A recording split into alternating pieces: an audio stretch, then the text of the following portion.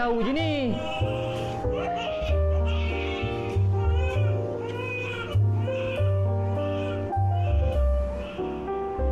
Sakit meroyan tu selalunya bidan yang bercakap dengan kita. Dia kata ini sakit meroyan sebablah macam kita seperti mandi air sejuk dalam pantang, makan tak jaga, kita bersalin kan.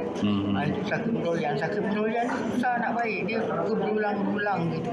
Macam tekanan perasaan. Tekanan perasaan, dia sedih.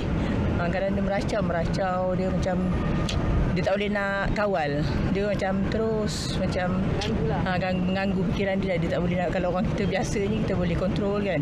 Macam meroyan ni dia tak boleh kontrol. Dia terus meracau, kadang dia menangis. Meroyan penyakit wanita selepas bersalin, kemurungan, tidak mempedulikan keadaan sekeliling. Assalamualaikum dan salam sejahtera. Anda sedang menonton Memo Merah Jambu. Satu amaran buat wanita, satu ingatan buat kaum lelaki. Bersama saya Linda On dari Kompleks Kraft Kuala Lumpur. Paparan visual yang anda saksikan tadi menyaksikan seorang ibu yang tidak mengendahkan tangisan bayinya. Si ibu seolah-olah berada dalam dunia yang lain dan tidak di alam realiti. Apakah kemungkinannya? Mungkinkah si ibu mengalami postpartum psychosis? Dan apakah itu postpartum psychosis? Gila meroyan merupakan terma kuno yang sering digunakan oleh masyarakat Melayu terhadap ibu-ibu yang menghadapi tekanan mental dan juga masalah kemurungan selepas bersalin. Dalam istilah perubatan, gila meroyan ialah postpartum psychosis, unjuran daripada postpartum depression dan baby blues. Gila meroyan sering merujuk kepada ibu yang tidak dapat menerima hakikat tentang anaknya yang mana mengalami masalah keguguran atau mungkin anaknya meninggal dunia ketika bersalin ataupun meninggal dunia selepas dilahirkan. Namun ada sesetengah ibu yang mengalami masalah gila meroyan walaupun anaknya dilahirkan dalam keadaan yang selamat dan sempurna. Jadi bagaimanakah seorang bayi comel yang dilahirkan dalam keadaan yang sempurna itu membahayakan ibunya, bayi itu sendiri dan juga perkahwinannya. Untuk mengupas lebih lanjut lagi tentang gila meroyan, kami di Memo Merah Jambu mengucapkan selamat datang pada Dr. Uma Bisvalingam dari Jabatan Psikiatri dan Kesihatan Mental Hospital Putrajaya. Khabar doktor? Khabar baik.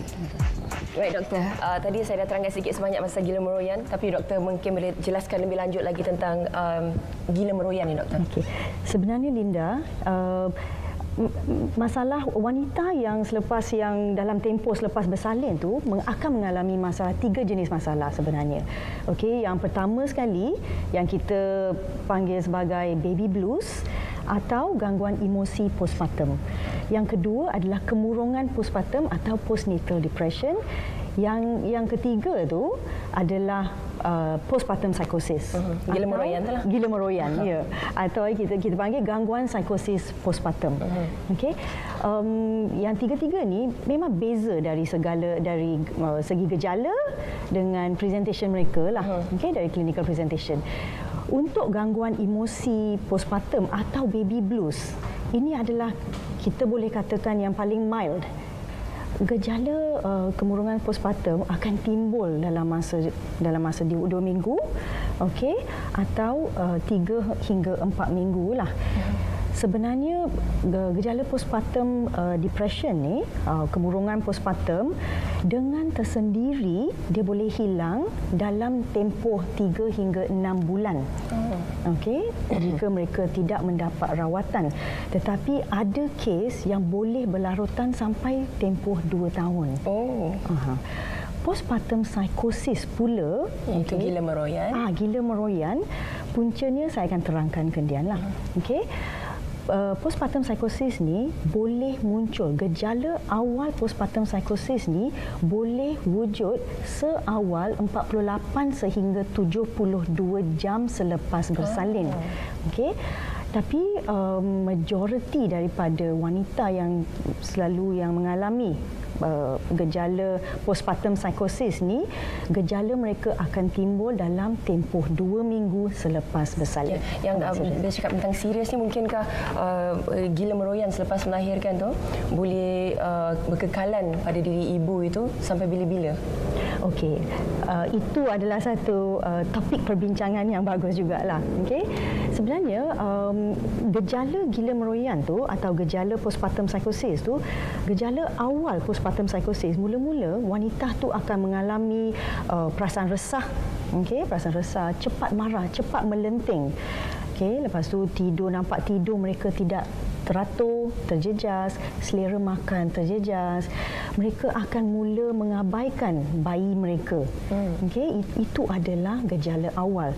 Tetapi jika kita tidak menangani gejala awal tu, gejala ni akan berlarutan sehingga mereka mungkin akan mendapat gejala psikosis. Gejala psikosis yang kita katakan ni adalah seperti gejala halusinasi, iaitu mungkin mendengar suara gaib tetapi tiada orang di sekeliling mereka, atau gejala delusi, pemikiran yang tak rasional.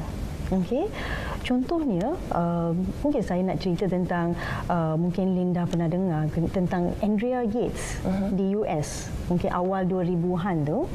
Dia mengalami postpartum psychosis yang agak serius sampai beliau melemaskan kelima-lima anaknya. Ada juga perubatan yang lain yang mungkin anda pergi cari untuk mengubat isterinya ataupun ibu yang baru lepas bersalin. Mungkin dengan menjumpa dengan pakar rawatan alternatif. Kita lihat apa yang bakal dikatakan.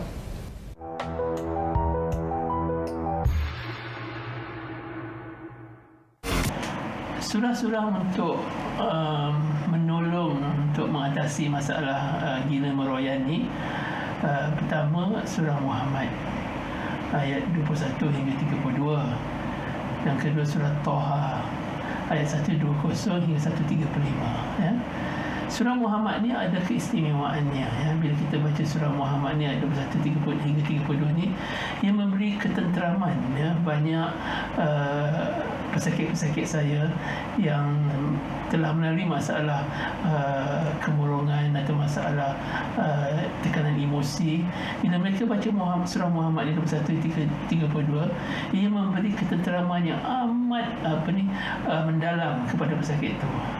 Juga surah Toha ayat 120 hingga 135. Ini surah-surah yang memberi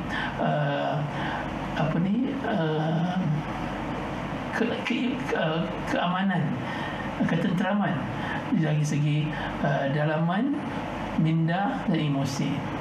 Dan surah An-Nahli ayat 81-89, ini juga salah satu surah yang boleh diamalkan, kerana surah An-Nahli ini memberi kekuatan kepada pesakit-pesakit yang selepas bersalin ini. Kekuatan dari segi fizikal, kekuatan dari segi emosi, dan kekuatan dari segi untuk mengatasi masalah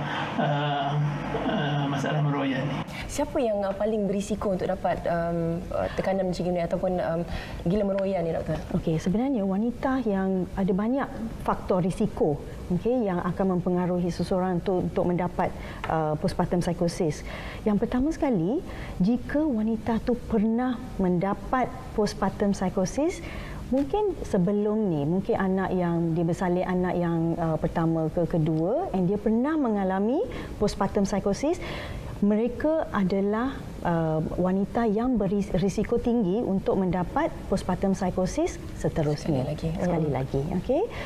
Untuk wanita yang mengalami penyakit mental seperti kecelaruan dwi kutub atau bipolar disorder atau penyakit kemurungan semasa mengandung, semasa dalam tempoh kehamilan.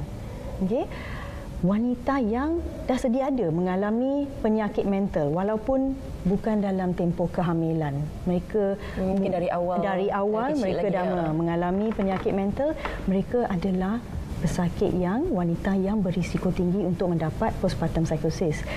Ada lagi faktor psikososial yang lain seperti ketegangan rumah tangga. Okey, mungkin masalah kewangan. Okey, lepas masalah tu suami mungkin. Ya, masalah suami. Lepas tu ibu tunggal. Okey. Mungkin dalam kegawatan ekonomi sebegini, itu pun boleh menjadi satu punca stres untuk mereka. Dan wanita yang mengalami tekanan atau peristiwa hidup yang memberi tekanan mungkin sebelum mereka bersalin. So kita panggil life event, a stressful life event sebelum mereka bersalin, mereka ada kecenderungan untuk mendapat postpartum psikosis. Dan satu lagi faktor yang agak penting juga adalah komplikasi obstetrik. Okey. Mungkin mereka ada masalah atau komplikasi sewaktu bersalin. Okey, atau bayi itu keluar mungkin terlalu awal, pramatang. Okey. Semua ni akan menyumbang kepada seseorang wanita tu untuk mendapat risiko yang lebih tinggi untuk mendapat postpartum psikosis. Boleh tak saya katakan di sini, kalau seorang wanita itu dalam tempoh mungkin kehidupannya bahagia, sepanjang kehidupannya bahagia, dalam tempoh berkahwin, tempoh mengandung sehingga tempoh bersalin tu dia menjalani kehidupan yang bahagia, tak ada masalah langsung. Wanita begitu mungkin ataupun tidak akan dapat postpartum psikosis ni, gila meroyan ni. Risiko adalah lebih dia kurang daripada orang yang ada risiko yang lain lah, psikososial. Satu lagi risiko yang kita nak beritahu adalah sejarah keluarga. Okey, jika mereka ada keluarga yang terdekat, okey, yang mengalami penyakit mental seperti kecelaruan dui kutub, bipolar disorder atau penyakit kemurungan, okey. Dan jika mereka ada keluarga yang terdekat yang pernah mengalami postpartum psikosis, mereka ada risiko yang lebih tinggi. Itu adalah unsur genetik yang boleh mempengaruhi risiko untuk mereka. Tetapi unsur genetik sahaja tidak mencukupi lah.